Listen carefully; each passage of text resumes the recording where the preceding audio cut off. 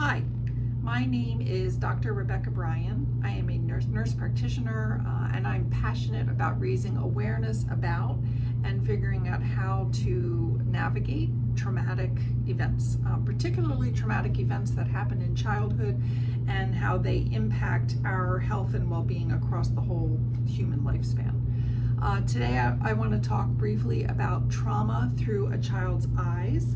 I am taking this information very specifically from Peter Levine and Maggie Klein's book, also called Trauma Through a Child's Eyes. Highly recommend it. There are points where I'm probably directly quoting this book just for to make sure that I'm giving proper contribution. Trauma happens when any experience stuns us like a bolt out of the blue. It overwhelms us, leaving us altered and disconnected from our bodies. Any coping mechanisms that we may have are undermined, and we can feel utterly hopeless and helpless. I think it's well illustrated by using a slinky. So every day, if we're just going about our business, we're expending energy like this. And maybe if we have a really stressful interaction, though it's one we think we can handle, or maybe we're running a marathon, we are probably using energy like this. But what happens when we are deeply stunned by something and it triggers a sense of fear or even terror? The energy release is like this, massive to the max, and then boom, our survival brain clamps it down in an effort to prepare to either fight or to run away, or if necessary, to freeze. That energy can become trapped, and that can be really a challenge, as we'll be talking about. Trauma isn't so much about what happened to us specifically. It is not about the event. Trauma lives in our nervous system as that trapped energy. And that's because the brain's main function is survival.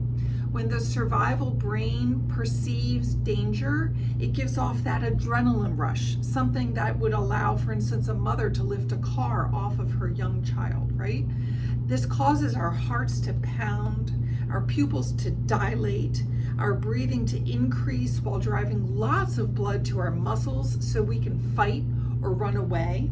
Or if it's obvious that we can't escape the danger, then our muscles collapse as our bodies shut down and overwhelm. Our ability to communicate with words also decreases. It's harder to express ourselves, and it's also harder to understand others.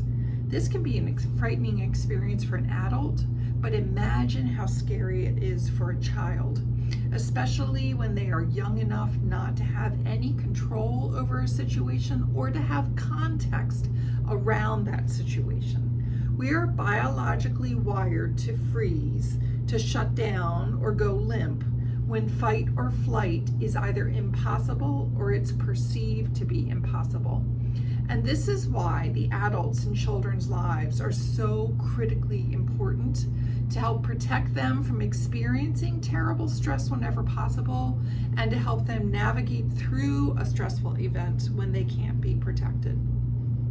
We like to think of trauma as rare, horrific events, but the truth is that everyday, ordinary events have the potential to be traumatic, including falls, accidents, and invasive medical or surgical procedures, being bullied, witnessing violence, either in video games or in homes or out in the community, animal attacks, the death of a loved one or a pet, losing possessions in a disaster or a theft, or getting lost.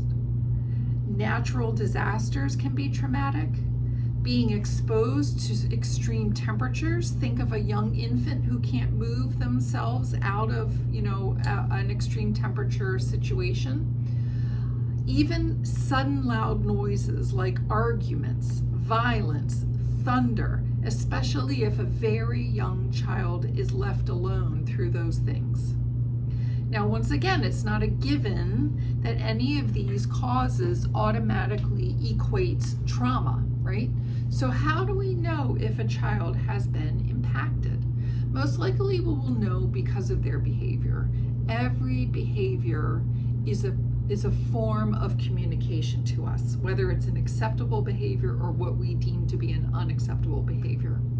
In young children, we see it in the way that they play, in their sleep patterns, activity levels, bodily complaints like headaches and stomach aches, or in their exaggerated emotional responses. And when looking at a well-behaved young child, are they in fact sweet and calm, or are they zoned out and shut down? And then school-age children may show signs of trauma by being unable to concentrate, finish a task, or process new information. If they are chronically alert for danger, this can look like fidgeting, a quick startle reflex, difficulty staying seated, or compulsively talking. And shutdown can look like daydreaming, inattentiveness, shyness, or social isolation. I mentioned before how critical adults are in children's lives, and this is because the key to preventing an upsetting experience from becoming a trauma is allowing children to feel what they need to feel without censoring them, shaming them, or controlling their reaction. Children learn to react with and through their caregivers way before they learn to control their own reactions. And the job of us adults is to make sure that when we are engaged with children, we check our emotional state first so that we are providing them a calm, confident, and reassuring presence. Who we are is more important than what we are doing.